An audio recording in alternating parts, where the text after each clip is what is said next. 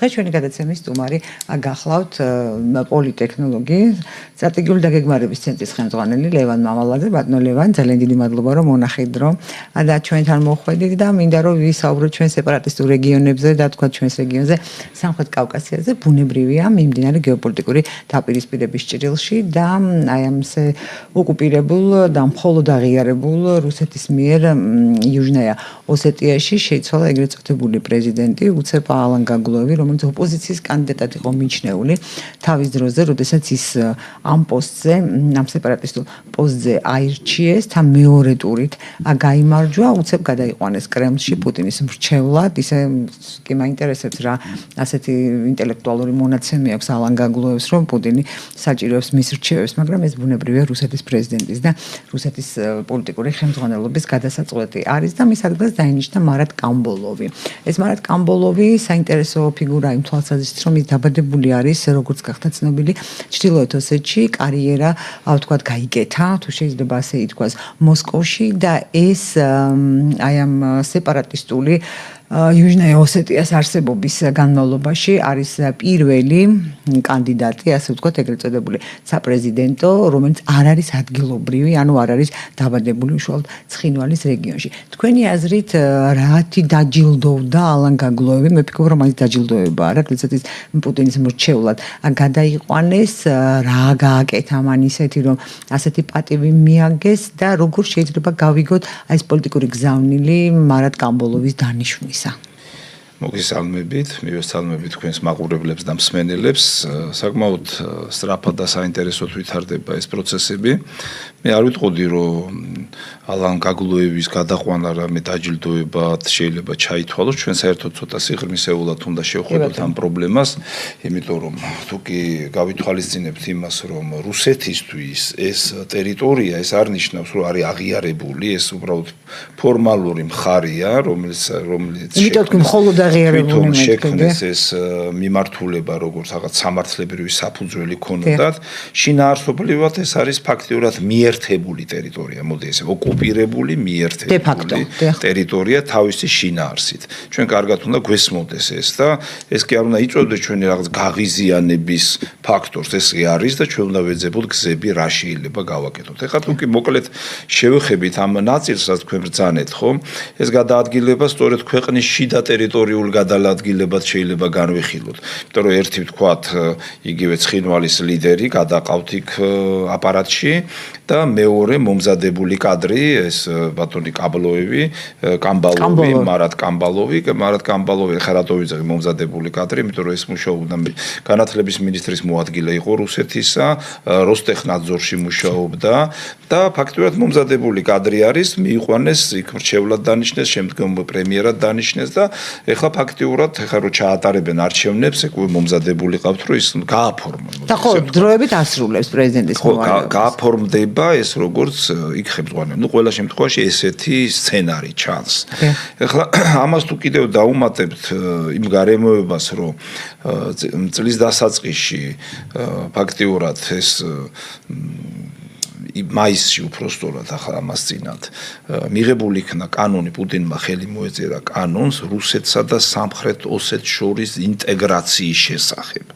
ეს ცალკე საკანონმდებლო აქტი გამოსცეს, აი დააკვირდით თვითონ შინაარს, მან ხელი მოაწერა და ამ კონტექსტში თუ განვიხილავთ, რომ ჩრდილოეთ ოსეთიდან გადმოყავთ, თქვათ, იგივე ვლადიკავკაზიდან გადმოყავთ მომზადებული ჩინოვნიკი ცხინვალში, ცხინვალის ლიდერი გადაყავთ პრეზიდენტის ადმინისტრაციაში, ეს არის გარკვეული გზავნილის და ხაზიც იმ იდეის განხორციელებისათვის, რასაც აი კარგახანია მოსწირებაში ატარებენ.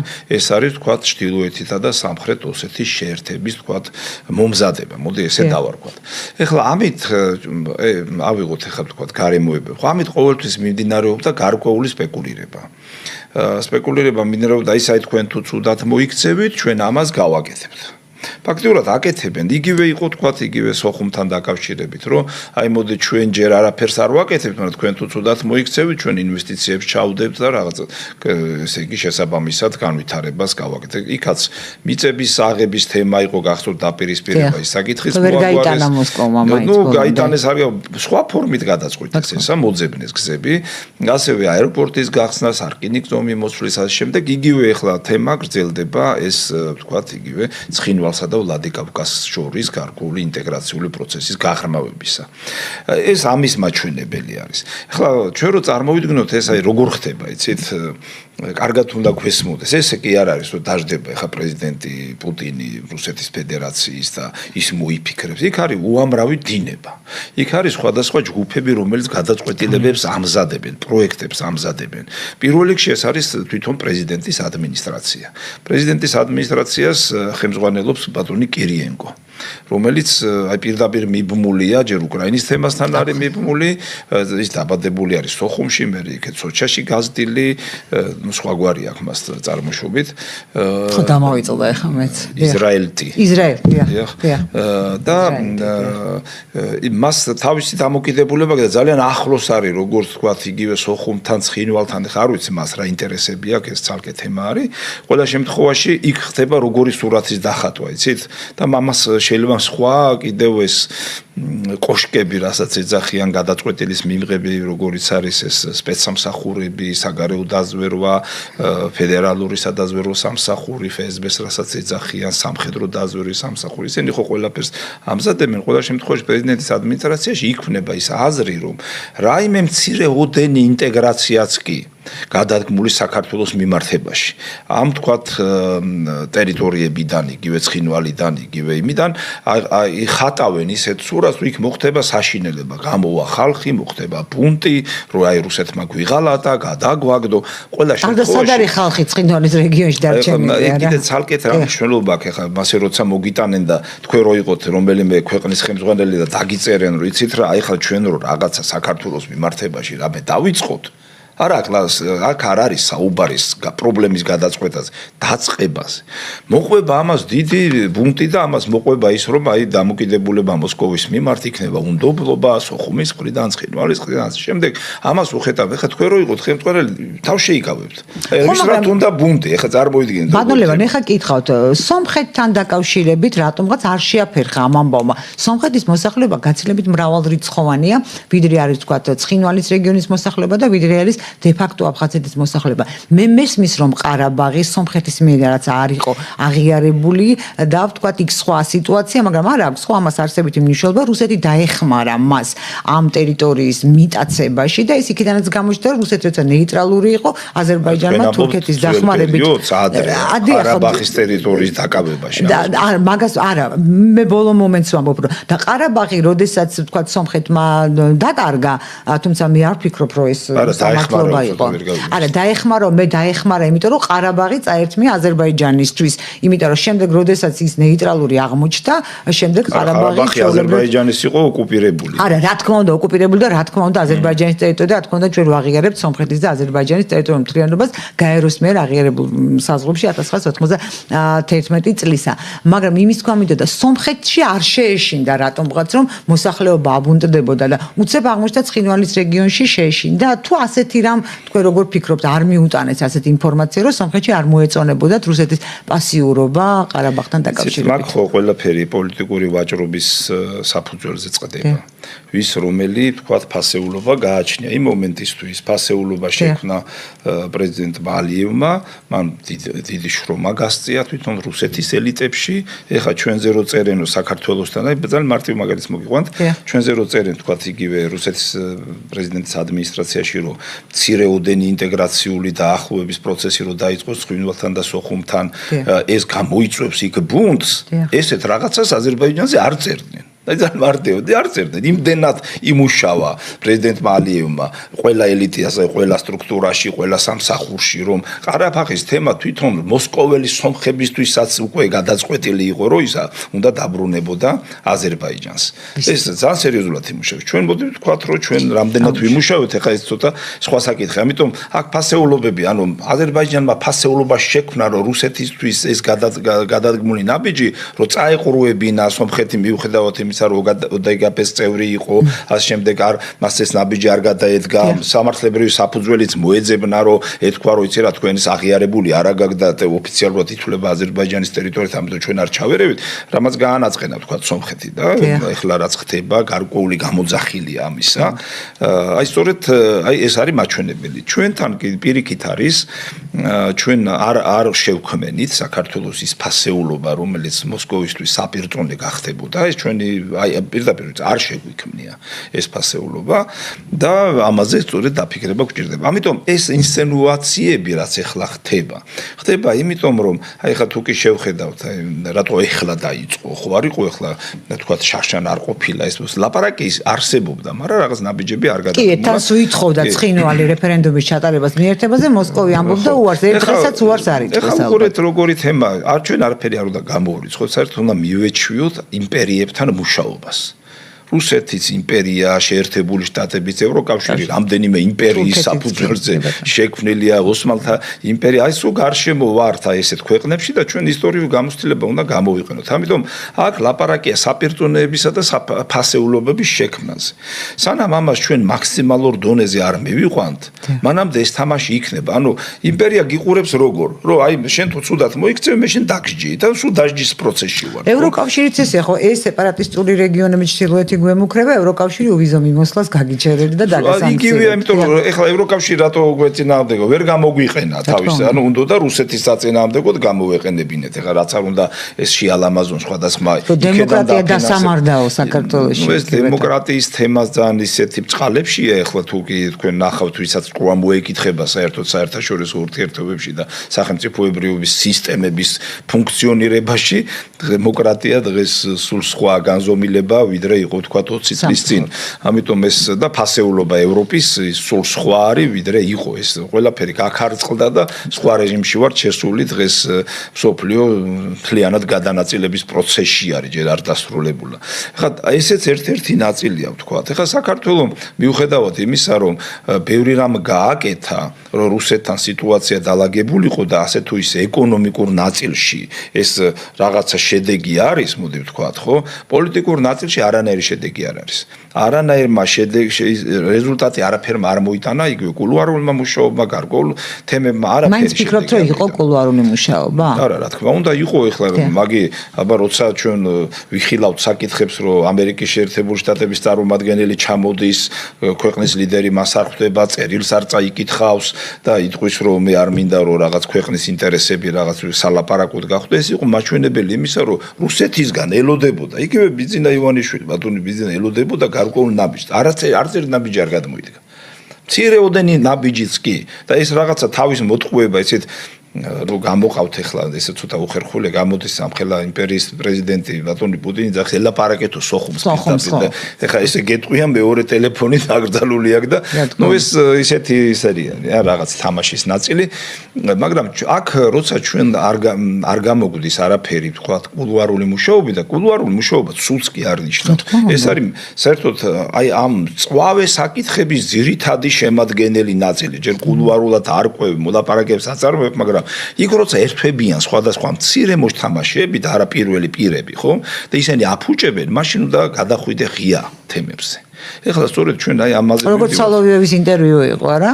სალოვიევის ინტერვიუს მე ვთვლი რომ საკმაოდ საინტერესო ინტერვიუ ძალიან ანუ ღია ის იყო გაცვლა ინფორმაციის რა თქმა უნდა და ევროპელ იმას თქვა წარმომადგენელს ხო ნახეთ რა დღე აღარა მე ვთვლი რომ 10 წნული მოუწოდა ცოტა ხო კი ბატონო ნამდვილად ის მომზადებელი იყო ეს მომზადებული იყო ესე ვთქვა ამიტომ ჩვენც მომზადება გვჭირდება და ჩვენ ყველა ნიუანსში გვჭირდება მომზადება აი ეხლა იცით როგორი თემაა დაიწყეს იქ ამაზე საუბარი და ეხლა ჩვენთან დაიწყება საუბარი რაზე ესეც ახლა რუსეთის ხო სამტკივნეულო თემა არის, მაგრამ ეს არ არის სწორი გზა, მაგრამ საუბარი დაიწყოს, უნდა არ არის აუცილებელი ეს გააკეთოს სახელმწიფო სტრუქტურამ.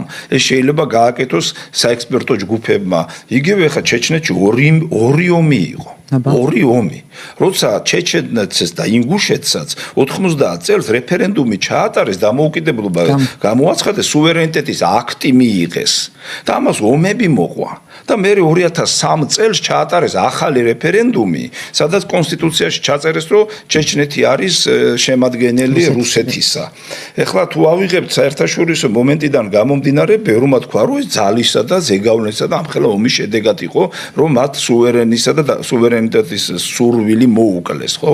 და სხვათა შორის საინტერესო ფაქტია, უკრაინამ 2022 წელს აღიარა იჩკერიის, თქვათ, ესე ოკუპირება რუსეთის მხრიდან. ასე რომ ეხლა მეს არ მომწონს ეს გზა, მაგრამ ეხლა ეს თამაშები რო არის და იქ ვიღაცა კულუარებში ლაპარაკობს, მე გამოვლენ ექსპერტები იტყვიან, მოდი ერთი ერი გავაერთიანოთ, რაღაც. ეხლა ჩვენთანაც გამოვლენ და იტყვიან, რომ მაშინ რა გამოდის, კაცო, აგერ ოკუპირებული ის არის, რა ქვია, ჩეჩნეთის სახელმწიფო დამოუკიდებლობა გამოცხადებული და მაშინ მოდი ჩვენც განვიხილოთ ეს საკითხი.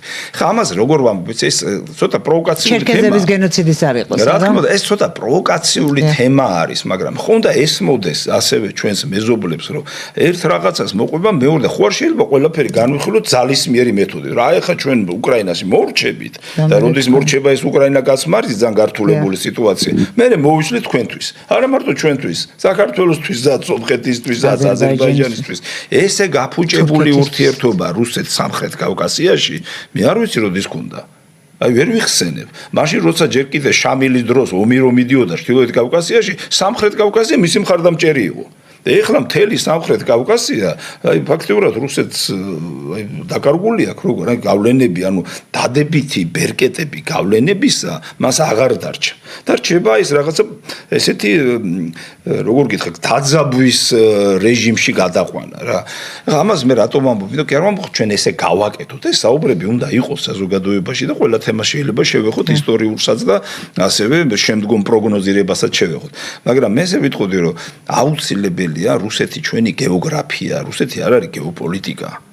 ეს არის გეოგრაფია, ვერაფერს ვერ უზამ. გეოპოლიტიკა ჩინეთია. ხო, ვერაფერს ვერ უზამ. ჩვენ ამ საზღვარს, აი წარმოიდგინეთ, ამ საზღვართან დაკავშირებით ეს მუდმივად არის. სანამ ესე იგი რუსეთი იარსებებს, ეს საზღვარი მასთან გვექნება. ხა მე რა მოხდება კაცმარიცის და ამიტომ ჩვენ ეს გეოგრაფიული მდებარეობა უნდა გადავზარდოთ იქეთ, რომ ყველა სცენარი გათვლილი გქონდეს და გართულებული სცენარების გათვლილი გქონდეს და რუსეთთან ღიად დავიწყოთ ყველაფერზე საუბარი. ყველაფერზე ღია. მისი ინტერესების დაცვა იქნება ჩვენი ინტერესების გათვალისწინებით, ის რომ წინააღმდეგობაში მასთან არ მოვიდეთ. იქ ახლა უკვე ხო ხედავთ ნატო სხვა დატვირთვას იღებს, კი იცახოდენო, კი დაიშალა. ახლა სულ სხვა რეჟიმში გადადის ნატო, ევროპა მილიტარიზაციას განიცდის, ამხელა ომი აქვს უკრაინის ფრონტზე ევროპასა და რუსეთს. ეს ხო რუსეთ-ევროპის ომია ფაქტიურად, ხო? ჩვენ კარგია რომ ამაში არ ჩავერთეთ პირდაპირ და მაგრამ ჩვენ ხო უნდა გავიძლიეროთ ჩვენი თავი და ვეძებოთ გზები, რომ რუსეთს რაც აქვს ინტერესი ის გარკვეულწილად დავაკმაყოფილოთ და ჩვენი სახელმწიფოებრივი ინტერესი დაკმაყოფილდეს. ეს არის მთელი პოლიტიკის ხელოვნება. ღიად უნდა წავიდეს. რა შეიძლება გაგრძე, როგორ, თან კიდე ამას ემატება უამრავი პოლიტიკური და ეკონომიკური ტრანსნაციონალური პროექტები. ჩრდილოეთის სამხრეთის დაკავშირება, პორტების აშენება და ასე შემდეგ. აქ ჩინეთის მომენტიც როგორ არის, ჩინეთ-რუსეთის ურთიერთობები უფრო მაღალ დონეზეა, ვიდრე საქართველოს-ჩინეთისა. გამიგეთ, ამიტომ ეს აი როცა ვამბობ ფასეულობა უნდა შექმნაო, აი აქაც ფასეულობა ჩვენ არ აგვაქვს შექმნილი. შეიძლება აქ ამ კუთხიდან ჩვენ რო ჩინეთთან ფასეულობა შეგვექმნა, ჩინეთი ბევრად დაგვეხმარებოდა, რომ აი რუსეთის მხრიდან აი ესეთი ნაბიჯები ყოფილიყო კორექტული და არა პირდაპირ მომართული ჩვენ საწინააღმდეგო.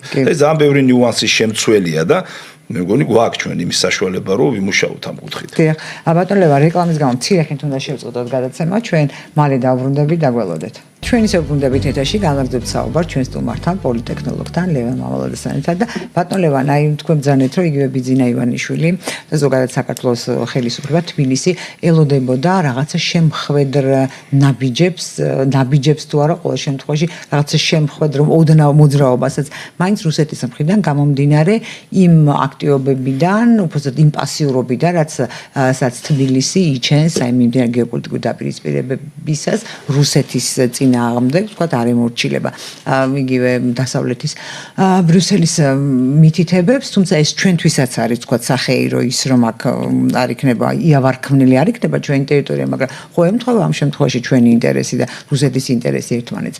და მაშინ როდესაც სამხრეთ კავკასიაში თქვენს აღნიშნეთ ასე რთული ვითარება, ყველასთან გაფუჭებულია სიტუაცია, ბერკეტი ზემოქმედების აღარ აქვს, იყო ყარაბაღი, იყო თქვა ცხინვალის რეგიონი და არის დარჩება და de facto აფხაზეთი იქ აღარ აქვს უკვე ზემოქმედების საშუალება. თურქეთი დააბრუნა თავისი თავისი რაღაცა ნაბიჯებით. 100 წლის შემდეგ თურქული სამხედრო მანქანა სამხრეთ კავკასიაში დაბრუნდა, რამდენი ომი იყო ხო გახსოვს ოსმალეთის იმპერიას და რუსეთის იმპერიას შორის და მერე წითელ რუსეთსა და თქვა თურქეთს შორის ის ათათურქის პერიოდში.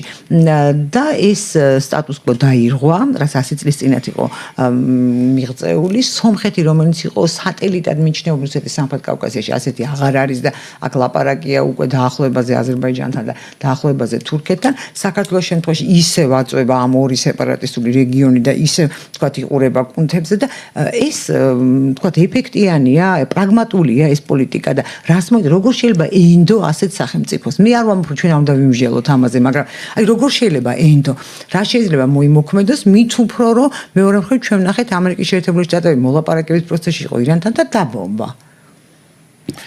ანუ წესები არ არსებობს და ამ შემთხვევაში გარანტია რა არის იმის რომ თქვა ჩვენ რაღაცაზე შევთანხმდებით და ამ დროს ისინი ჩვენ ისე ვიტყვი ჟარგონით არ გადაგვაგდებენ. ან ერთი ან მეორე. პირდაპირ უნდა ითქვას, რომ არანაირი ნდობა იმპერიებთან ურთიერთობაში არ არსებობს. ეს საერთოდ რაღაც ხაპრების იმას განეკუთვნება სიუჟეტებს და არა იქაც არ წერია სხვათა შორის, როცა ძლიერ მეფეს ვინმე ენდობოდა. მოდი ესე ვთქვათ ჩვენ რომ ჩვენთან დობის მომენტი კი არ გვჭირდება, ისე ვამბობ. ჩვენ გვაქვს გარკვეული ფასეულობები, რომელიც უნდა გამოვკვეთოთ და ასევე გვაქვს ბერკეტები საპირწონეების შექმნისა. ეს არის ჩვენი გამოსავალი. სხვა ვარიანტი არა. ფასეულობებზე რომ მითხართ, რას გულისხმობთ კონკრეტულად? ფასეულობა არის, ეს არის საერთაშორისო მსხვილი პროექტები, რომელიც აინტერესებს თქვა ამ შემთხვევაში რუსეთს. ასევე აინტერესებს სხვა ქვეყნებსაც, ჩინეთსაც აინტერესებს ამერიკას და ევროპასაც. ჩვენ უნდა გავაკეთოთ ისე, რომ ეს ფასეულობა ვაქციოთ ისეთ ფორმატში, რომ ეს უნდა იყოს ჩვენი სახელმწიფოებრების და უსაფრთხოების გარკვეული გარანტი და ასევე საპირწონე იყოს იმისა, რომ ჩვენ კი არ გვებრძოლონ თანაშრომლობის რეჟიმში გადავიყვანოთ იმპერიათა დაპირისპირება ჩვენ გზაჯვარედინზე, მოდი ესე ვთქვათ რა. ეს არის სწორედ პოლიტექნოლოგიური, თქვათ გარკვეული პროექტების განხორციელება, რაზეც ჩვენ საუბრობთ. ხარ არ ვიცი, შემიძლია უფრო მეტად გავშიფრო ეს, მაგრამ გასაგებია, ხმა ელემენტარულად შეიძლება ითქვას, იგივე ანაკლია სპორტში, როცა რუსეთი ნერვიულობს, იქ ჩინეთმა თავი შეიკევა, იქ ამერიკელებს რაღაცა უნდათ. გავაკეთოთ ის, რომ შევაჯეროთ მათი ინტერესები და ყველა გავხადოთ ამ პორტში თანამონაწილე საქართველოს ინტერესების ჩარჩოებში. რომ მათ ის კი არ შექმნან რომ დაპირისპირების საფუძველი, არამედ თანამშრომლობის და ეს ვთქვათ ეკონომიკის განვითარებას და ტვირთ ბრუნვას და ახალ ლოჯისტიკურ მიმართულებებს დაუკავშიროთ. ეს იყო ეს მაგალითი ხშირად მომყავს იგივე აზერბაიჯანი, აქვე არის იგივე ალიევისა და შევარნაძის პერიოდიდან მოყოლებული ამხელა იხშაღდენისში და იმხელა საბადოები რომ აღმოჩნდა ყველგან სადაც გავიხედავთ ომები იწყება, როცა რაიმე ძვირად ფასეული რესურსი გამოჩნდება, ხო? იქ დასვეს ყველა და ერთად იშო ლუკოილი, ბრიტიშ პეტროლიუმი, ემრონი, იქ ჩინელები ჩაერთვენ, თურქები ჩაერთვენ, მერე ყველა ერთად დასხდნენ და ეს ამუშავეს ეს პროექტი. და დაპირისპირება კი არ იყო, პირიქით ომი მიდიოდა ყარაბაღში და აქ კიდე პროექტი მუშაობდა. და ომის პირობებში დააკვირდით, აზერბაიჯანმა და საქართველომ ორივე ქვეყანამ შეძლეს რომ ამხელა ნავთობსადენები და გაზსადენები გაეყვანათ. ხო გვაქვს მაგალითი? კი ბატონო. და კონკრეტული მაგალითი. მაგრამ ისინიც იყვნენ დაინტერესებული. აი ამ ეტაპზე მიმდინარე არ ვიცი. ფულით შემოსავლით ის ეს არის ფასეულობის შექმნა. ამაზე აი ამ ფასეულობაზეა ლაპარაკი. ეხლა პრეზიდენტ ტრამპი შესაძლებელი მეთქი. რა თქმა უნდა პრეზიდენტ ტრამპი ყველაფერს ითulis. დილ იძახის გარიგება გავაკეთოთ გარიგება რატომ არ შეიძლება გარიგება გავაკეთოთ არ მოდის ჩინეთი პირდაპირ ინვესტიციით მივცეთ გარანტია და უთხრათ შემოდი შენი ყავი ოპერატორი ტვირთი შენაგა განაკლიაში მაგალითად რუსეთს უთხრათ რუსეთსაც ჭირდება რომ გარკვეული გასასვლელი იყოს იქ რუსეთით შემოვიყვანოთ და შეერთებულ შტატებსაც მივცეთ საშუალება რომ იქ მას კონდეს გარკვეული თქვა მაგრამ ბატონო აქ ჩვენ ვლაპარაკობთ შავ ზღვაზე რომელიც არის სტრატეგიული ინტერესების სფერო და ადგილი ამერიკის შეერთებული შტატებისთვის. მე ამიტომ ამბობ შესაძლებელი არის აი აქ მოლაპარაკება, იგივე გარიგება, მხოლოდ ის გარიგება, რომელიც იქნება დამყარებული შემოსავალზე, ანუ ფულზე, იმიტომ სხვა ინტერესიც არის აქ. ეს სხვა ინტერესი რაც არის, ხო? უნდა გადავიყვანოთ მათ ფინანსურ ინტერესებში. რა თქმა უნდა, მაგენი ფულს თვლიან. ანუ შენი მონაწილეობა და ფინანსური ინტერესი გავლენის ბერკეტია და ეს გავლენის ბერკეტები უნდა დავაბალოთ. ჩვენ არ აგვაქვს იმის რისკის უფლება, რომ ამხელა ქვეყნები ჩვენ საზიანოდ დავაპიროთ ჩვენ ტერიტორიას. ეს არის წარმოუდგენელი და ძალიან სახიფათო თამაში. ამის გაკეთება არ შეიძლება და მინდა ვთქვა, რომ ამას სხვათაშორის დღევანდელი ხელისუფლება ასე თუ ისე ართმევს თავს, რომ ჩვენთან ეს დაპირისპირებები არ განვითარდა. ეხლა ჩვენ ვდგევართ ისეთ ეტაპზე, როცა უნდა შევქმნათ ჩვენი ამ არსებული რესურსების, საშუალებების საფუძველზე ფასეულობა და ეს გადავიყვანოთ უნდა აი იმ ნაწილში, რომ დავაბალანსოთ საპირწონეების საფუძველზე, დავაბალანსოთ ამ იმპერიების ჩვენთან არსებობა. აი ეს მოგცემს საშუალებას, რომ უკვე სხვა რეჟიმში გადავიყვანოთ, აი როცა ვამბობთ ჩვენ ეს ტერიტორიული მომენტები, იგივე ცხინვალი, სოხუმის თემა, რუსეთმა უნდა დაინახოს, რომ მისთვის მომგებიანი არის უფრო რომ აი ამ ნაწილში წამოვიდეს თანამშრომლობაზე და იგივე იმ ელიტებს რომელსაც ეხლა იყენებენ რომ ვითომ ბუნტს მოაწყობენ და ეს ყველაფერი თამაშია ხო გესმით ეხლა როგორ რომელ რაპორტს რომელი ჩინოვნიკი დაწერს ამა თუ იმაში კაბინეტში ხო და იმ ელიტებსაც გაუჩნდება ის ინტერესი რომ ისინი აი ამ ინტეგრაციულ პროცესში წამოვიდნენ და ეს რუსეთს მისცემს თავის გარანტიას ჩვენ კიდე უსაფრთხოების საფუძველზე და ეკონომიკის განვითარების საშუალებას მოგცემს მათ შორის იმ პერსპექტივით რომ ტერიტორიული მთლიანობის კონტექსტი გარკვეული მონახაზით გადაწყდება პირდაპირ არ ვიძახი, იმიტომ რომ სხვადასხვა ფორმატებია. ჩვენ ამაზე ღიად უნდა დავიწყოთ საუბარი. ამერიკელებსაც უნდა ველაპარაკოთ, თურქებსაც, ჩინელებსაც და რა თქმა უნდა რუსეთთან პირდაპირ საუბარი უნდა დაიწყოს. ეს ძალიან მნიშვნელოვანია, ეხლა თქვენ რო ამბობთ თურქეთი დაბრუნდაო. როგორი თემაა იცით? ეხლა ჩვენ ამ ყველა ნიუანს განვიხილავთ ჩვენი გადმოსახედიდან, ხო? ჩვენი გადმოსახედის თემა რა არის? ეხლა თქვენ იცით რომ ჩვენ ძალიან საფუძვლიანად დემოგრაფიულ პრობლემებზე მუშაობთ და მინდა Georgian Times-ის რედაქცია და ბატონ მალხას და ქალბატონ ნიას და თქვენ და სულ ყველას მადლობა გითხრათ რომ ძალიან დიდ დროს უთმობთ ამას. აი ეს ამ ეროვნულ ყველაზე მნიშვნელოვან თემატიკას. იმიტომ რომ ეს საკითხი თუ არ მოგვარდა, რამდენიც არ უნდა ცხინვალი და სოხუმი კი არა სამშობლოს დავკარგავ. სამშობლო დაგვეკარგება ისე დღეში ვთ. ეხლა რატო ვიძახი? როგორეთ ყველას თავისი გადმოსახედია. ჩვენ იმდენად დავზარალდით, იმდენად დაიცალა მოსახლეობა 1,780,000 ადამიანმა დატოვა საქართველო, ხო? რაც არ უნდა ეხლა ციფრები ვალამაზოთ, ფაქტია, სოფლები დაცლილია, საზღვრისპირა ტერიტორიები ფაქტიურად უკაცრიელად არის დარჩენილი. ეს იმაში რომ დაკარგვის მაღალი ალბათობაა. ძალიან მაღალი. ჩვენ მიახლოებით 8 წელიწადში შევდივართ დემოგრაფიულ კოლაფსში და საზღვრისპირა ტერიტორიების დაკარგვის ძალიან მაღალი მაჩვენებელო გაყოლებული ეგერ რომ დავიწყოთ ქვემო სვანეთი, რაჭა, ლეჩხუმი, ცარიელი სოფლებია. აქეთ რო გადმოვიდეთ დუშეთის რაიონი, ხევსურეთი, ფშავი, ის მთიულეთის ნაწილი და ის თუშეთი და ასე შემდეგ. რამდენიმე წერტილის გარდა ცარიელია და ჯავახეთი რო ავიღო დაცარიელებულია, სომხებიც წავიდნენ. და გვერდზე ყავს ეხლა თქვენ ახსენეთ სხვა მეზობელი ქვეყნები მაღალ კონცენტრირებული 100 მილიონი მოსახლეობა რო გაქვს. სიმჭიდროვე ყველა ჩვენი მოსაზღვრე ქვეყნის უფრო მაღალია მოსახლეობის ვიდრე საქართველოს. ხო და ეს არის კონცენტრაცია, მაღალი კონცენტრაცია გადადის დაბალ კონცენტრაციას ბუნებრივად მოხდება.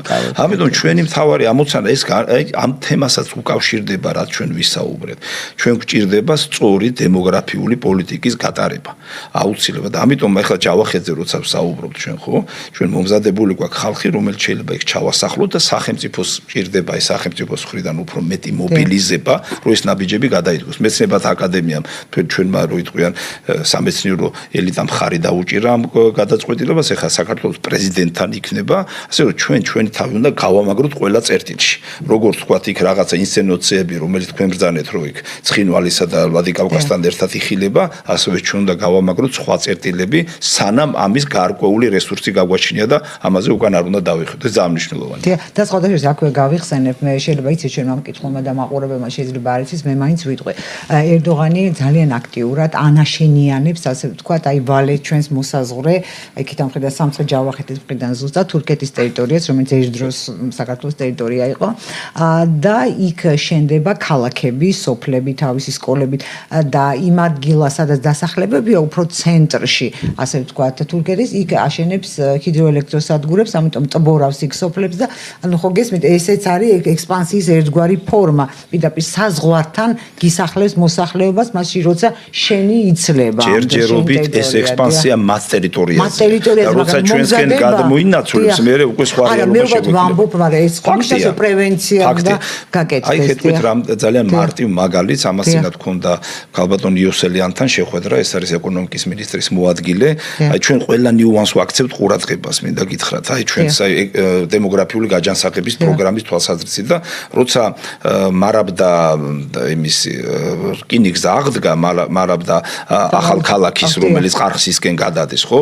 იქ ინფრასტრუქტურა უნდა შეიქმნას და გათვლები არის 5 მილიონი ტონა ტვირთი უნდა გადაიზიდოს. და იქ რომ ნახეთ, იქ ხო მუშახელია საჭირო და მიახლოებით 700 ადამიანი როგორც მინიმუმ საჭირო. მუშახელი არ არის. მუშახელი უნდა ჩავიყვანოთ და იმ წუთში რომ შევხვდე, უთხარით, მოდით სამუშაო ჯგუფი შევქმნათ და იქ როცა უკვე საჭირო გახდება, მოვამზადოთ კონტინგენტი, ჩვენ აგვაქვს ბაზა შექმნილი, ემიგრანტების, რეპატრიანტების, სპეციალისტები, მათ შორის გადამზადების სისტემა, რომ ამასთან ერთად იქ უკვე დასახლება შეიქმნას, მიწაც მივცეთ, თან იმუშავებენ და თან დასახლებიან. აი ესეთი პატარა მცირე ნიუანსი ხელიდან არ უნდა გაუშვათ. აი რატო ვამბობ, იცი როგორ შეიძლებოდა ამდენი დევნილი აფხაზეთიდან, ცხინვალიდან, თბილისში კორპუსებში ასახლებენ და აჭარის სტიქით დაზარალებულებს ბათუმში კორპუსები აუშენენ. სად არის ადემოგრაფიული ის არის. როცა შეიძლებოდა სახლები აშენებულიყო და მიშა სააკაშვილმა 4 მილიარდი რო შეჭამა ევროკავშირის ევრო გამოყოფილი, ხო? აგერ ცხეთასთან რაღაცა აშენა ხალხი ვერ ცხოვრობს. 40,000 სახლის აშენება შეიძლებოდა ჯავახეთში და ეს პრობლემა მოგვარებული იქნებოდა. ნუ ის საჩვენებლად ჭირდებოდა ჩვენ საწავიდა ის. არა ხო? ნუ ეს 40,000 სახლი. ეს ძალიან მნიშვნელოვანია. ეხლა საკრიტიკოდ კი არის, აი როგორ აიცეთ მიდგომა. შენ ხარ პასუხისგებელი შენს ქვეყანაზე, არასდროს არ უნდა დაგევაწყდეს ქვეყნის განვითარების სტრატეგია. რა თქმა უნდა. ბატონო, ძალიან დიდი მადლობა, ძალიან საინტერესო საუბრისთვის. სამწუხაროდ ჩვენი გადაცემის დრო ამოიწურა.